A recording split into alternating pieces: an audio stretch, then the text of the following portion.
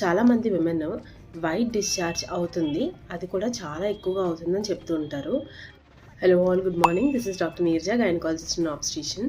అయితే white discharge అనేది నార్మల్గా ప్రతి ఒక్క అమ్మాయికి తన మెన్స్ట్రల్ ఫేజ్లో ఓవులేట్ అవుతున్నప్పుడు అవుతుంది. అది ఎలా ఉంటుందంటే చాలా థిన్గా, స్ట్రెచ్గా, ఎగ్ వైట్ లాగా ఉంటుందన్నమాట.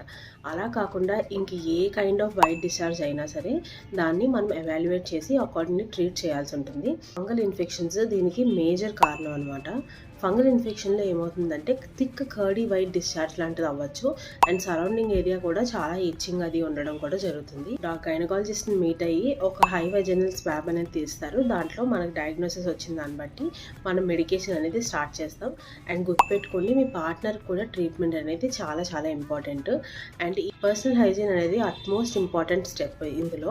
సో మీ ప్యాంటీస్ని హాట్ వాటర్లో సన్ రైజ్ చేసుకోండి. అండ్ ఆల్సో సెక్షువల్లీ ఇంటిమేట్గా ఉన్న ఫీమేల్ అయితే డెఫినెట్గా ప్రొటెక్షన్ యూజ్ చేయండి until unless your infection subsides. I hope this video is useful. Please do comment for more such doubts. I'll be more than happy to help. Bye bye.